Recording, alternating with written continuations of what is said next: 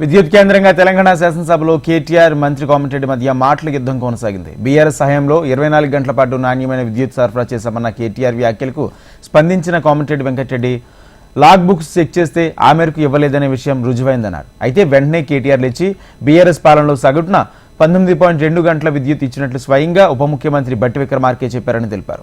ప్రస్తుతం 24 గంటల విద్యుత్ ఇస్తున్నట్లు కాంగ్రెస్ సర్కార్ ప్రకటిస్తుందని, ఈ మేరకు విద్యుత్ ఇస్తున్నట్లు చూపెడితే బీఆర్ఎస్ శాసనసభ పక్షం మొత్తం రాజీనామా చేసేందుకు సిద్ధంగా ఉందన్నారు కేటీఆర్. తెలంగాణ వచ్చినాడు అధ్యక్ష, కరెంటు లేదు. తర్వాత మీరు చూసినట్టయితే ఆనాడు దాదాపు పొద్దున 3 గంటలు, రాత్రి 4 గంటల అధ్యక్ష కరెంటు. దొంగ రాత్రి అర్ధరాత్రి వచ్చే కరెంటు కోసం కావలగా దుస్థితి. దాన్ని మార్చాలనుకున్నాం సమూలంగా. 24 గంటల నాణ్యమైన ఉచిత విద్యుత్ రైతులకు అందించిన ఒకే ఒక్క నాయకుడు భారతదేశంలో కేసీఆర్ గారు అధ్యక్ష.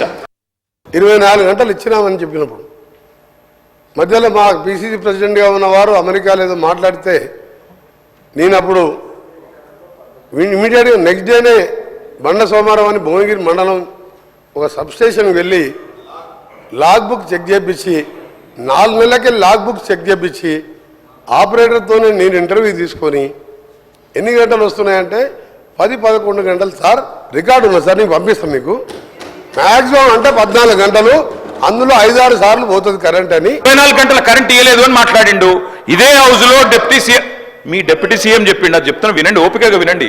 మీ డిప్యూటీ సీఎం గారు ప్రవేశపెట్టిన శ్వేతపత్రంలో నుంచే కోట్ చేస్తున్నా. మీ డిప్యూటీ సీఎం గారే చెప్పిండ్రు, కేసీఆర్ గవర్నమెంట్ లో అత్యధికంగా యావరేజ్ గా 19.2 గంటల కరెంటు, 24 గంటల కరెంటులో యావరేజ్ 19.2 అవర్స్ ఇచ్చినామని చెప్పి మీ డిప్యూటీ సీఎం చెప్పిండ్రు. కాదంటే మీరు పోయి మీ డిప్యూటీ సీఎంతో పంచాయతీ పెట్టుకోండి, ఆయన అట్లా ఎందుకు చెప్పిండో అడుక్కోండి. ఇవాళ కాంగ్రెస్ ప్రభుత్వం ప్రకటనలు గుప్పిస్తున్నది. ఎక్కడ చూసినా ఇవాళ మొత్తం కాంగ్రెస్ ప్రకటనలే కనబడుతున్నాయి. అందులో ఏం చెప్తున్నారు అధ్యక్ష? 24 గంటల కరెంటు. నేను వెంకటరెడ్డి గారిని అడుగుతున్నా, ఈడికెళ్ళి మీ సభ వాయిదా వేయండి అధ్యక్ష, బస్సులు అందరం పోదాం, నల్గొండ జిల్లాకే పోదాం. ఈ రోజు ఏ ఒక్క లాగ్ బుక్ లోనన్నా 24 గంటల కరెంటు వస్తున్నట్టు చూపెడితే మేము మొత్తం శాసనసభ పక్షం రాజీనామా చేస్తామని చెప్పి